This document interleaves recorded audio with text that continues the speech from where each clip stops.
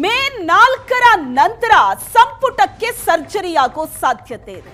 ಹಾಗಾಗಿ ಸಚಿವಾಕಾಂಕ್ಷಿಗಳು ಈಗಾಗಲೇ ಲಾಬಿ ಶುರು ಮಾಡಿದ್ದಾರೆ. ಕಾಂಗ್ರೆಸ್ನಲ್ಲಿ ಶಾಸಕರು ಅಲರ್ಟ್ ಆಗಿದ್ದಾರೆ. ಕಾಂಗ್ರೆಸ್ನಲ್ಲಿ ಅಲರ್ಟ್ ಶಾಸಕರಷ್ಟೇ ಅಲ್ಲ, ಸಚಿವರಿಂದಲೂ ಕೂಡ ಸಚಿವ ಸ್ಥಾನಕ್ಕಾಗಿ ಬೇಡಿಕೆ ಬರ್ತಾ ಇದೆ. ಮೇ 4ರ ನಂತರ ಸಂಪುಟಕ್ಕೆ ಸರ್ಜರಿಯಾಗೋ ಸಾಧ್ಯತೆ ಇದೆ. ಹಾಗಾಗಿ ಶಾಸಕರು ಈಗಾಗಲೇ ಸಚಿವ ಸ್ಥಾನಕ್ಕಾಗಿ ಲಾಬಿ ಶುರು ಮಾಡಿದ್ದಾರೆ. ಶಾಸಕರಷ್ಟೇ ಅಲ್ಲ, ಸಚಿವರಿಂದಲೂ ಕೂಡ ಸಚಿವ ಸ್ಥಾನಕ್ಕೆ ಬೇಡಿಕೆ ಇದೆ. ಬೆಳಗಾವಿಗೆ ಮತ್ತೊಂದು ಸಚಿವ ಸ್ಥಾನ ಕೊಡಬೇಕು ಅಂತ ಲಕ್ಷ್ಮೀ ಹೆಬ್ಬಾಳ್ಕರ್ ಡಿಮ್ಯಾಂಡ್ ಮಾಡಿದ್ದಾರೆ. ಬಿಜೆಪಿ ಸರ್ಕಾರದ ಅವಧಿಯಲ್ಲಿ ಬೆಳಗಾವಿಗೆ 5 ಸ್ಥಾನ ಕೊಡಲಾಗಿತ್ತು. ಕಾಂಗ್ರೆಸ್ನಲ್ಲಿ ಬೆಳಗಾವಿಗೆ ಕನಿಷ್ಠ 3 ಸಚಿವ ಸ್ಥಾನ ಆದ್ರೂ ಸಿಗಬೇಕು. 3 ಸಚಿವ ಸ್ಥಾನ ಕೊಟ್ರೆ ಪಕ್ಷದ ಸಂಘಟನೆಗೂ ಕೂಡ ಅನುಕೂಲ ಆಗುತ್ತೆ ಅಂತ ಲಕ್ಷ್ಮೀ ಹೆಬ್ಬಾಳ್ಕರ್ ಹೇಳಿರೋದು. ನಾನು ಯಾರದ್ದೋ ಹೆಸರು ಕೇಳಿದ್ರೆ ಇನ್ನೊಬ್ಬರಿಗೆ ನೋವಾಗಬಹುದು. ಜಿಲ್ಲೆಯಲ್ಲಿ ಈಗ ಸಚಿವ ಸ್ಥಾನಕ್ಕೆ 5 ಮಂದಿ ಶಾಸಕರು ಬೇಡಿಕೆ ಇಟ್ಟಿದ್ದಾರೆ. 5ರಲ್ಲಿ ಒಬ್ಬರಿಗೆ ಸಚಿವ ಸ್ಥಾನ ಸಿಕ್ಕರೂ ಜಿಲ್ಲೆಗೆ ಅನುಕೂಲ ಆಗುತ್ತೆ ಅಂತ ಲಕ್ಷ್ಮೀ ಹೆಬ್ಬಾಳ್ಕರ್ ಹೇಳಿದ್ದಾರೆ. ಸಚಿವ ಸ್ಥಾನದ ಆಕಾಂಕ್ಷಿಗಳ ಪಟ್ಟಿ ಜೋರಾಗ್ತಾನೆ ಇದೆ. ಈಗ ಸಚಿವರು ಸಹ ಸಚಿವ ಸ್ಥಾನಕ್ಕಾಗಿ ಬೇಡಿಕೆ ಇಟ್ಟಿದ್ದಾರೆ. ಲಕ್ಷ್ಮೀ ಹೆಬ್ಬಾಳ್ಕರ್, ಬೆಳಗಾವಿ ಬಹಳ ದೊಡ್ಡ ಜಿಲ್ಲೆ. ಬಿಜೆಪಿ ಅವಧಿಯಲ್ಲಿ 5 ಮಂದಿ ಸಚಿವರಿದ್ರು. ಈಗ ಅಟ್ಲೀಸ್ಟ್ 3 ಜನ ಆದ್ರೂ ಸಚಿವರು ಬೇಕು. ಸಚಿವ ಸ್ಥಾನದ ಆಕಾಂಕ್ಷಿಗಳು ನೋಡಿದ್ರೆ 5 ಜನ ಇದ್ದಾರೆ. ಆದ್ರೆ 5ರಲ್ಲಿ ಒಬ್ಬರಿಗೆ ಸಿಕ್ಕಿದ್ರು ಈ ಭಾಗದಲ್ಲಿ ಪಕ್ಷ ಸಂಘಟನೆಗೆ ಅನುಕೂಲ ಆಗುತ್ತೆ ಅಂತ ಲಕ್ಷ್ಮೀ ಹೆಬ್ಬಾಳ್ಕರ್ ಹೇಳಿಕೆ ಕೊಟ್ಟಿದ್ದಾರೆ.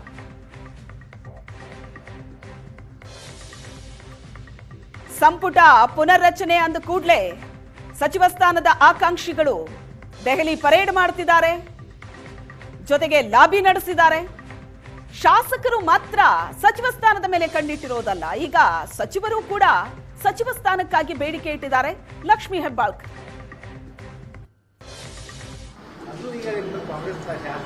ನೋಡಿ, ಖಂಡಿತ ಆಗಬಹುದು. ಬಹಳ ದೊಡ್ಡ ಜಿಲ್ಲೆ ಇದೆ. 3 ಜಿಲ್ಲೆಗಳ ಸಮಾನವಾಗಿ ಬೆಳಗಾವಿ ಜಿಲ್ಲೆ ಇದೆ. ಅದು ನಂಬರ್ನೂ ಆಗ್ಬೋದು. ಯಾಕಂದ್ರೆ ಬಿಜೆಪಿಯವರು ಇದ್ದಂತ ಸಂದರ್ಭದಲ್ಲಿ 5 ಜನ ಮಂತ್ರಿಗಳಿದ್ರು, 13 ಜನ ಕ್ಯಾಬಿನೆಟ್ ದರ್ಜೆಯ ಚೇರ್ಮನ್ಗಳಿದ್ರು ಬಿಜೆಪಿ ಸರ್ಕಾರನಲ್ಲಿ. 3 ಜನ ಅಲ್ಲ, 5 ಜನ. ಶ್ರೀಮಂತ್ ಪಾಟೀಲ್, ಶಶಿಕಲಾ ಜೊಲ್ಲೆ, ಆಮೇಲೆ ಯಾರು ಕತ್ತಿಯವರಿದ್ರು, ಲಕ್ಷ್ಮಣ್ ಸವದಿಯವರಿದ್ರು. ದೊಡ್ಡ ಜಿಲ್ಲೆ ಇದೆ ರೀ. ನಮ್ಮ ವಾದ ಅಂತೂ ಖಂಡಿತವಾಗ್ಲು ನಮ್ಮ ವಾದ ಅಂತೂ ಇದ್ದೇ ಇದೆ. 13 ಜನರನ್ನ ಕ್ಯಾಬಿನೆಟ್ ಚೇರ್ಮನ್ ಮಾಡಿದ್ರು, 5 ಜನರನ್ನ ಮಂತ್ರಿ ಮಾಡಿದ್ರು. ನಮ್ಮ ದೊಡ್ಡ ಜಿಲ್ಲೆ ಇದೆ, ನಮ್ಮ ವಾದ ಖಂಡಿತ ಇದ್ದೇ ಇದೆ. ಬೆಳಗಾವಿಗೆ ಎಷ್ಟು ಮಂತ್ರಿ ಸ್ಥಾನ ಜಾಸ್ತಿ ಸಿಗುತ್ತೋ, ಎಷ್ಟು ಚೇರ್ಮನ್ಶಿಪ್ ಸ್ಥಾನ ಜಾಸ್ತಿ ಸಿಗುತ್ತೋ, ನಮ್ಮ ಸಂಘಟನೆಗೂ ಒಳ್ಳೇದಾಗುತ್ತೆ, ನಮ್ಮ ಅಡ್ಮಿನಿಸ್ಟ್ರೇಷನ್ಗೂ ಒಳ್ಳೇದಾಗುತ್ತೆ. ನಾನು ಇಂಡಿವಿಜುವಲ್ ಹೆಸರು ಹೇಳಿದ್ರೆ ಇನ್ನೊಬ್ರು ತಪ್ಪು ತಿಳ್ಕೊಳ್ತಾರೆ. ಎಲ್ಲರಿಗೂ ಆಸೆ ಇದೆ. ಲಕ್ಷ್ಮಣ್ ಸವದಿಯವರು ನನಗೆ ತುಂಬಾ ಆತ್ಮೀಯರು, ತುಂಬಾ ಬೇಕಾದಂಥವ್ರು. ಅದೇ ರೀತಿ ಮಾಂತೇಶ್ ಕೌಜಲ್ಗಿಯವರಾಗಿರ್ಬೋದು, ಗಣೇಶ್ ಹುಕ್ಕೇರಿಯವರಾಗಿರ್ಬೋದು, ಅಶೋಕಣ್ಣ ಪಟ್ಟಣ್ಣವರಾಗಿರ್ಬೋದು, ಇನ್ನೂ ಬೇರೆ ಸೀನಿಯರ್ MLAಗಳಾಗಿರ್ಬೋದು, ಫಸ್ಟ್ ಟೈಮ್ ಗೆದ್ದವರು ಆಗಿರ್ಬೋದು. ಎಲ್ಲರೂ ತುಂಬಾ ನಮಗೆ ಆತ್ಮೀಯ. ನಮ್ಮ ವಾದ, ಬೆಳಗಾವಿ ಬಹಳ ದೊಡ್ಡ ಜಿಲ್ಲೆ ಇದೆ. 3 ಜಿಲ್ಲೆನ ಸೇರಿಸಿದ್ರೆ 1 ಜಿಲ್ಲೆ ಆಗುತ್ತೆ. ಇನ್ನೂ 2-3 ಜಾಸ್ತಿ. ಈ ಬಗ್ಗೆ ಹೆಚ್ಚಿನ ಡೀಟೇಲ್ಸ್ ಅನ್ನ ಕೊಡ್ತಾರೆ ನಮ್ಮ ಬೆಳಗಾವಿ ಪ್ರತಿನಿಧಿ ಅನಿಲ್. ನೇರ ಸಂಪರ್ಕದಲ್ಲಿ ಜಾಯ್ನ್ ಆಗಿದ್ದಾರೆ. ಅನಿಲ್, ಈಗ ಸಚಿವ ಸಂಪುಟ ಪುನರ್ರಚನೆ ಅಂದ ತಕ್ಷಣ ಶಾಸಕರು ದೆಹಲಿ ಪರೇಡ್ ನಡೆಸಿದ್ದಾರೆ, ಲಾಬಿ ನಡೆಸ್ತಾ ಇದ್ದಾರೆ ಸಚಿವ ಸ್ಥಾನಕ್ಕಾಗಿ. ಆದ್ರೆ ಇಲ್ಲಿ ಸಚಿವರೇ ಬೇಡಿಕೆ ಇಟ್ಟಿದ್ದಾರೆ, ಮತ್ತೊಂದು ಸಚಿವ ಸ್ಥಾನ ನಮ್ಮ ಜಿಲ್ಲೆಗೆ ಸಿಕ್ಕರೆ ಪಕ್ಷ ಸಂಘಟನೆಗೂ ಅನುಕೂಲ, ಜಿಲ್ಲೆಗೂ ಒಳ್ಳೇದು ಅಂತ.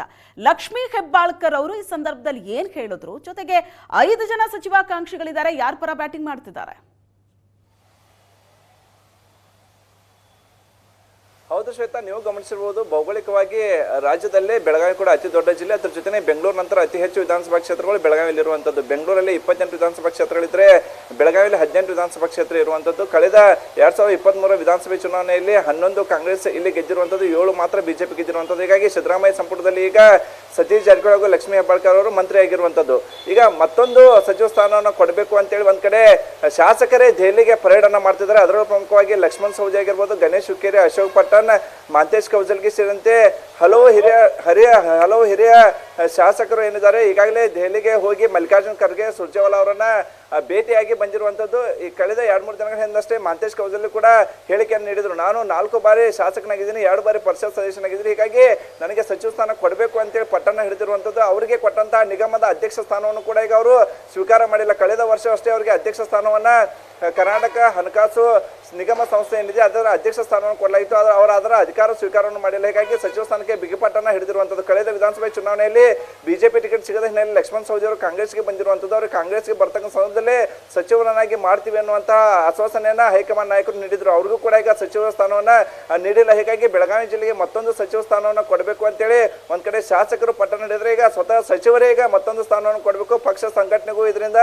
ಅನುಕೂಲ ಆಗುತ್ತೆ. ಅದ್ರ ಜೊತೆ ಹಿರಿಯ ಶಾಸಕರು ಬಹಳ ಜನ ಇದ್ದಾರೆ. ನಾನು 2 ಬಾರಿ ಶಾಸಕರಾದ ಬಳಿಕ ನನಗೆ ಜಾತಿ ಹಾಗೂ ಮಹಿಳಾ ಕೋಟಾದಡಿ ನನಗೆ ಸಚಿವ ಸ್ಥಾನ ಸಿಕ್ಕಿದೆ. ಅದನ್ನ ಹೊರತಾಗಿ ಹಿರಿಯ ಶಾಸಕರಿದ್ದಾರೆ. ಹೀಗಾಗಿ ಅವ್ರಿಗೂ ಸಚಿವ ಸ್ಥಾನವನ್ನು ಕೊಡಬೇಕು ಅಂತೇಳಿ ಈಗ ಹೆಬ್ಬಾಳ್ಕರ್ ಅವರು ಕೂಡ ಬೇಡಿಕೆಯನ್ನು ಇಟ್ಟಿರುವಂತ. ಹೀಗಾಗಿ ಲಕ್ಷ್ಮಣ್ ಸವದಿಗೆ ಈ ಸಚಿವ ಸ್ಥಾನ ಸಿಗುತ್ತಾ, ಮಹಂತೇಶ್ ಕೌಜಲ್ಯ ಅವರು ಸಿಗುತ್ತಾ, ಮತ್ತೊಂದೆಡೆ ಅಶೋಕ್ ಪಟ್ಟಣ ಅವರು ಸಿದ್ದರಾಮಯ್ಯನವರು ಅತ್ಯಾಪ್ತರಾಗಿರುವಂಥದ್ದು, ಈಗ ಅವ್ರಿಗೆ ಸಿಗುತ್ತಾ ಅನ್ನುವಂಥದ್ದು ಕುತೂಹಲ ಇರುವಂಥದ್ದು. ಆದರೆ ಸ್ವತಃ ಖುದ್ದಾಗಿ ಸಚಿವೆ ಕೂಡ ಈ ಒಂದು ಬೇಡಿಕೆ ಇಟ್ಟಿರುವುದು ಸಹಜವಾಗಿ ಮತ್ತಷ್ಟು ಶಾಸಕರಿಗೆ ಉತ್ಸಾಹ ಕೂಡ ಇಮ್ಮಡಿಯಾಗಿರುವಂಥದ್ದು. ಯಾಕಂತಂದ್ರೆ ಈಗಾಗಲೇ ಹಲವು ಬಾರಿ ಹೈಕಮಾಂಡ್ ನಾಯಕರನ್ನು ಕೂಡ ಭೇಟಿಯಾಗಿ ಬಂದಿರುವಂಥ ಕೇವಲ ಸಚಿವಾಂಶಗಳು ಅಷ್ಟೇ ಹೋಗಿಲ್ಲ, ಅವ್ರ ಜೊತೆಗೆ ಮತ್ತಿಬ್ಬರ ಹೊಸದಾಗಿ ಗೆದ್ದಿರ್ತಕ್ಕಂತಹ ಶಾಸಕರನ್ನು ಕರೆದುಕೊಂಡು ಹೋಗಿ ಹೈಕಮಾಂಡ್ ನಾಯಕರನ್ನ ಭೇಟಿಯಾಗುವ ಕೆಲಸವನ್ನು ಕೂಡ ಮಾಡಿರುವಂಥದ್ದು. ಬಿಜೆಪಿ ಸರ್ಕಾರದ ಅವಧಿಯಲ್ಲೂ ಕೂಡ ಬೆಳಗಾವಿ ಜಿಲ್ಲೆಗೆ 5 ಸಚಿವ ಸ್ಥಾನವನ್ನು ಕೊಡಲಾಗಿತ್ತು. ಉಮೇಶ್ ಕತ್ತಿ ಅವರು ಸಚಿವರಾಗಿದ್ದರು, ಲಕ್ಷ್ಮಣ್ ಸವದಿ ಅವರಾಗಿದ್ದರು, ರಮೇಶ್ ಜಾರಕಿಹೊಳಿ ಅವರಾಗಿದ್ದರು, ಶಶಿಕಲಾ ಜೊಲ್ಲೆ, ಶ್ರೀಮಂತ್ ಪಾಟೀಲ್ ಆಗಿದ್ರು. ಹೀಗಾಗಿ ಈಗ ನಾವು 11 ಸ್ಥಾನವನ್ನು ಗೆದ್ದಿದ್ದೇವೆ, ನಮಗೆ ಕನಿಷ್ಠ 3 ಸಚಿವ ಸ್ಥಾನವನ್ನು ಕೊಡಬೇಕು ಅಂತೇಳಿ ಹೆಬ್ಬಾಳ್ಕರ್ ಅವರು ಬೇಡಿಕೆಯನ್ನು ಇಟ್ಟಿರುವಂಥದ್ದು. ಹೆಬ್ಬಾಳ್ಕರ್ ಅವರು ಕೂಡ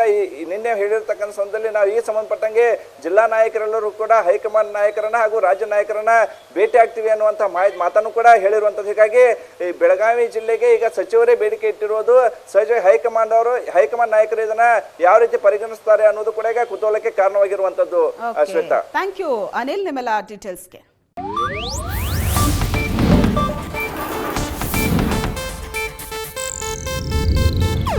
ಇದು ಏಷ್ಯಾನೆಟ್ ನ್ಯೂಸ್ ನೆಟ್ವರ್ಕ್ ಪ್ರಸ್ತುತಿ.